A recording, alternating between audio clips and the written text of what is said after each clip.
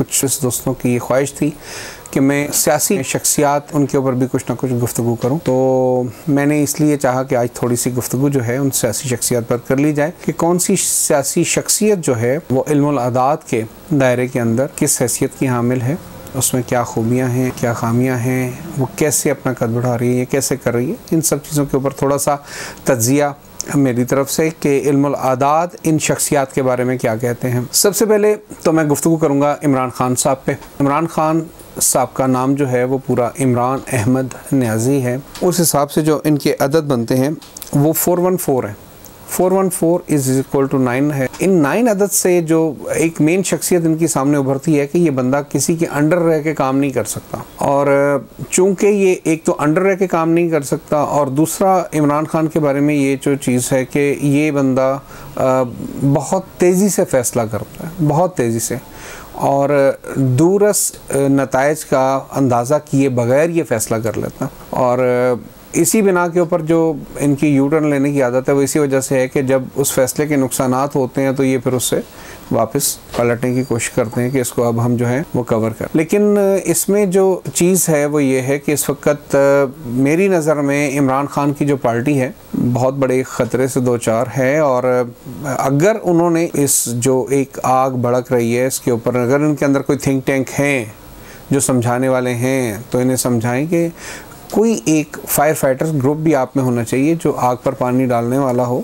इस आग को बुझाने वाला हो, ताकि वो एक सरवाइव कर सकें। अदरवाइज़ अगर वो फायर फाइटिंग वाला काम नहीं करते, अगर वो ये आग बुझाने वाला काम नहीं करते हैं तो बहुत ज़्यादा ख़तरे में है इनकी पार्टी, क्योंकि पार्टी तो शायद इनकी मौजूद रहे लेकिन बहुत सारे ग्रुपों में बट जाएगी और ये बेपनाह नुकसानात उसके उठा सकते हैं। और लेकिन मदब्बरियत का हवाला ये है कि इनको कोई मदब्बर बन के और हिल्म से मशवरा दे कि ये कोशिश करें कि ये अपने आप को भी बचा सकते हैं और अपनी पार्टी को भी बचा सकते हैं, लेकिन ज़िद में और एक सादम की सूरत में ये जा रहे हैं कि जहाँ पर इनके लिए बहुत ज़्यादा नुकसानात, बहुत ज़्यादा ख़तरे मौजूद हैं जो कि शायद इनके लिए भी बेशुमार परेशानियाँ पैदा कर देंगे और इनकी पार्टी के लिए भी बेशुमार परेशानियाँ पैदा कर देंगे। और जिनको ये आज अपने दोस्त और अपने बिल्कुल सब कुछ समझ रहे हैं, कल ये अफसोस शायद कर रहे हों मैं दाईं जेब में हाथ डालता हूँ तो वहाँ पर भी खोटे सिक्के हैं, बाईं जेब में हाथ डालता हूँ तो वहाँ पर भी खोटे सिक्के हैं। तो कोशिश करें ये कि अपने आप को मजबूत करते हुए जो दरमियानी रास्ता जो है वो इख्तियार करें, क्योंकि दरमियानी रास्ता इख्तियार किए बगैर अगर ये समझ रहे हैं कि आवाम साथ है और ये सब कुछ हो जाएगा तो ये ताकत के ज़ोर पर ये ऐसा कुछ नहीं होने लगा। ताकत के ऊपर इनके लिए काफ़ी ज़्यादा प्रॉब्लम्स आगे क्रिएट होने वाली हैं। अगर ये यही इसी वतीरे से चलता रहे तो बहुत ज़्यादा प्रॉब्लम इनके लिए हो जाएंगी। परवेज़ इलाही साहब के बारे में गुफ्तगू करते हुए तो डर ही लग रहा है करूँ या ना करूँ, क्योंकि परवेज़ इलाही साहब वो अदद एक है, एक अदद की वजह से, और इसके अंदर हारना इन्होंने सोचा ही नहीं है कि मैं कभी हार सकता हूँ या मुझे हराया जा सकता है। ये हार के बारे में सोचते ही नहीं है, ये हमेशा सिर्फ़ और सिर्फ कामयाबी के बारे में सोचते हैं और अपनी अकल से कामयाबी के बारे में सोचते हैं कि अंदर जो है एक अनापरस्ती कह लें, ख़ुद परस्ती कह लें, एक अकड़ कह लें या कुछ भी कह लें, वो बेइंतहा है, बेइंतहा।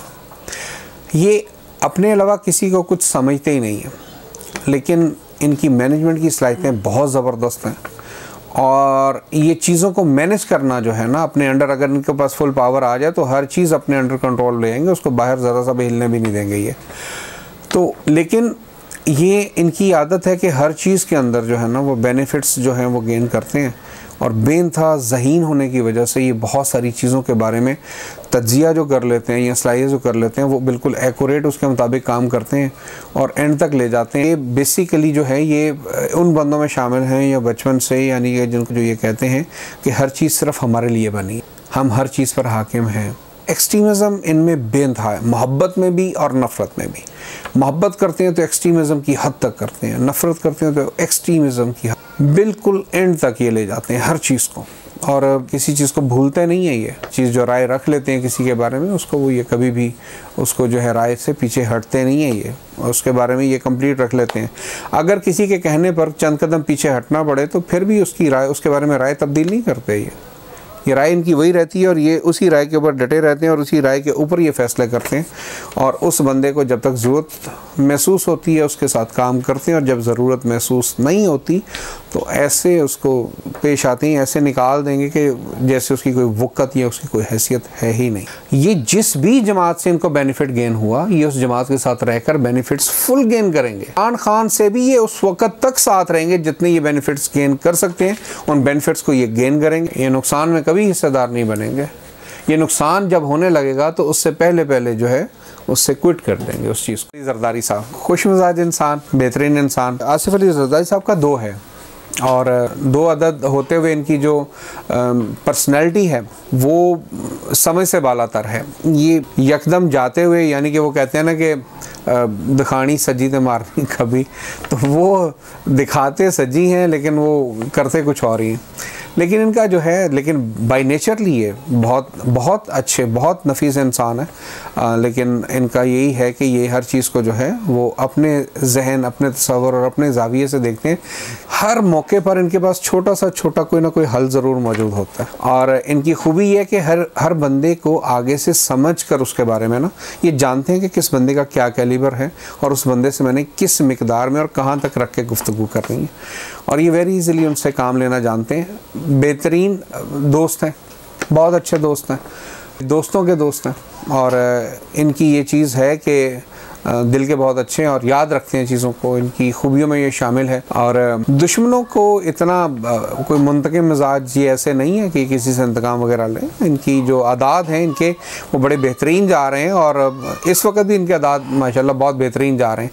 ये बंदा किसी भी हालत में हो ये हर हालत के अंदर बेनिफिट गेन करना जो है इनको वेरी इजीली ये कर सकते हैं वहाँ पर और हर माहौल और हर चीज़ के अंदर इनको मालूम होता है कि इसका एडजस्ट मैंने कैसे करना और कहाँ से करना, ये वेरी इजीली एडजस्ट कर जाता। जो जरदारी साहब का जो है ना सबसे बेहतरीन चीज़ कि ये बंदा चूँकि हर बंदे की नेचर से वाकिफ़ है और जानता है कि कौन सा बंदा किस कैलिबर का है, तो ये बंदा एक टीम बनाना, टीम जोड़ना, लोगों को आपस के अंदर जो है वो मिला लेना और सारा कुछ करना, उसमें ये बेइंतहा महारत रखते हैं और इस महारत की वजह से ये बहुत सारी कामयाबियाँ भी गेन करते हैं। और अगर ये सिलसिला इसी तरह जारी रहता है तो मैं तो मुस्तकबिल भी इनका बहुत शानदार देख रहा हूँ। इनके लिए कोई ऐसी प्रॉब्लम जो है वो नहीं है क्योंकि ये बहुत सारी चीज़ें जो हम रॉन्ग समझ रहे होते हैं ये इनको दूसरे ज़ाविये से देखकर वो उसी को वो ठीक कर लेते हैं। ये इनकी बहुत बड़ी खूबी है। टीम बनाना इस बंदे पर ख़त्म है। ये बंदा हर बंदे को चाहे वो जिस भी मिजाज का हो उसको ये अपनी टीम में शामिल कर लेने का बहुत ज़्यादा इसके अंदर तजर्बा और सलाहियत है और इसी बिना पर इसके लिए आगे जो है इसने बेनिफिट्स गेन किए हैं, इन्होंने पहले भी किए हैं और आगे भी ये गेन करते रहेंगे। इसके लिए इनके लिए कोई प्रॉब्लम नहीं। मोहम्मद शहबाज शरीफ साहब एक जल्दबाज हैं, गुस्सा भी जल्दी आ जाता है। अदद इनका 7 है और इल्मुल आदात की रोशनी के अंदर जो इनके नाम के आदात और उसके बाद इनकी शख्सियत जो सामने आती है वो एक जॉली पर्सन की भी आती है, एक जल्द मिजाज इंसान की भी आती है, एक यानी कि धड़ल्ले से कर जाने वाले की यानी कि बस ठीक है कर लेते हैं बाद में देखी जाएगी।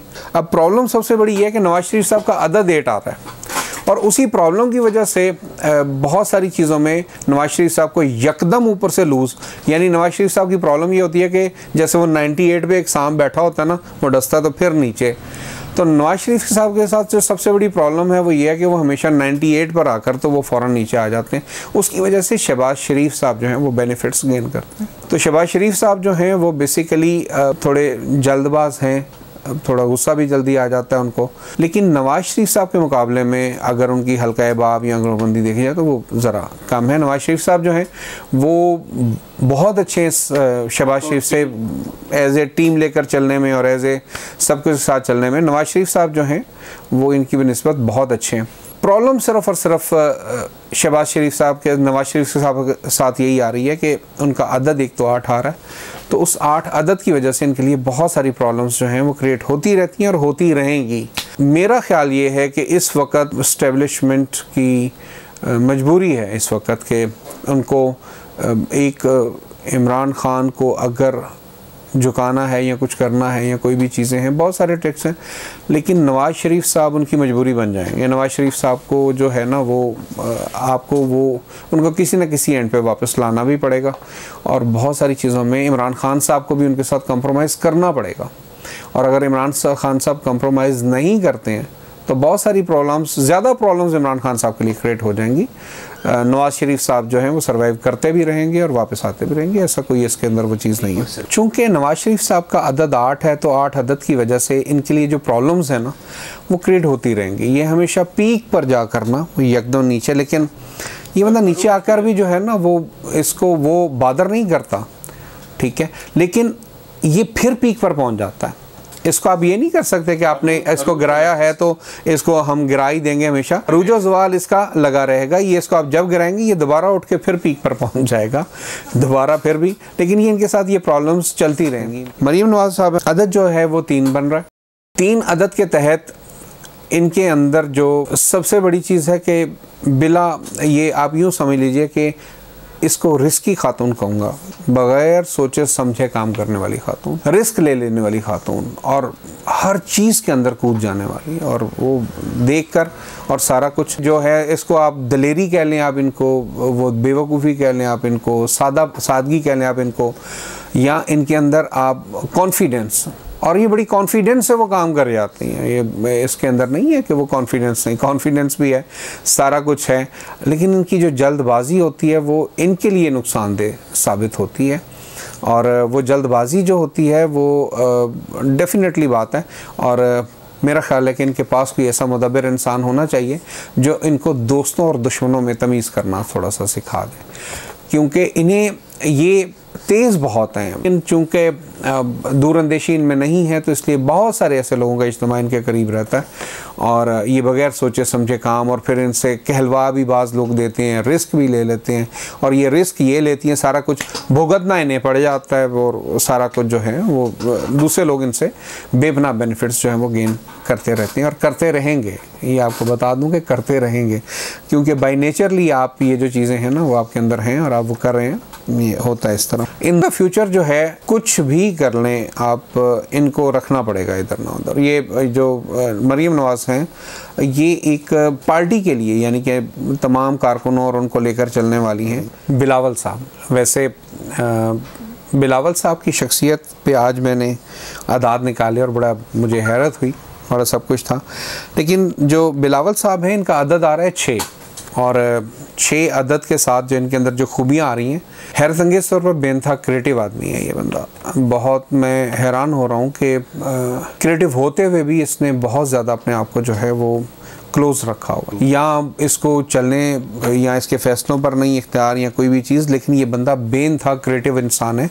और इसने इसकी बिलावल के साथ जो सबसे बड़ी खूबियाँ हैं वो ये है कि ये बंद गलियों से रास्ते भी ढूंढ सकता है, और चूँकि शार्प माइंड है हर चीज़ को बहुत तेज़ी से सोचता है, बहुत तेज़ी से फ़ैसला करता है और बहुत तेज़ी से उसके पीछे चल पड़ता है। बिलावल एक आप यूँ समझ लें कि एक इंसान बेहतरीन भी है और इसको आप यूटिलाइज़ भी कर सकते हैं, लेकिन इसकी जो चीज़ें हैं ना वो ये हैं कि ये बंदा जो है ये मेरे ख़्याल जरदारी साहब का बड़ा ज़बरदस्त किस्म का जानशीन साबित होगा, क्योंकि इसकी खूबियाँ जो हैं अभी जरदारी साहब के होते हुए शायद मे बी के डंप नज़र आ रही हैं, क्योंकि हर फैसले का इख्तियार जरदारी साहब के पास है, लेकिन ये बंदे को खुद अगर दिया जाए तो ये खुद ज़ाती तौर पे भी बेनथा क्रिएटिव किस्म का इंसान है, बहुत बंद गलियों से रास्ते ढूंढ लेता है।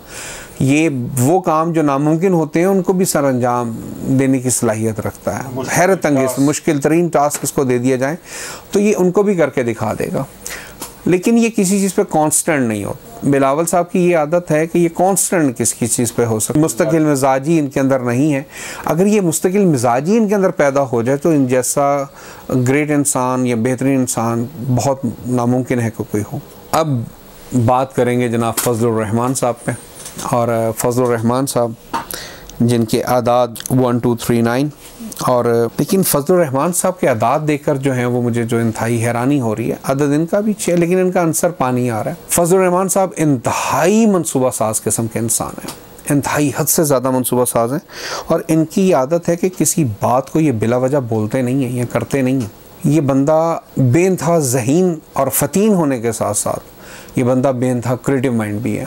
और हैरत अंगेज़ तौर पर ये इसकी बस प्रॉब्लम ये है कि तमाम की तमाम फजल रहमान साहब की कि ये बहुत सारी चीज़ों को जो है ना वो अपनी नज़र से देखते हुए सिर्फ अपनी ज़ात के लिए उसको रहने देते हैं, बाकियों के लिए वो क्लोज़ कर देते हैं। लेकिन फजल रहमान साहब एक बेइंतहा सीनियर, बेइंतहा जहांदीदा, बेइंतहा मुदब्बिर, बेइंतहा ज़हीन और बहुत दूर तक देखने वाला इंसान है और बड़ा मनसूबा साज किस्म का इंसान है।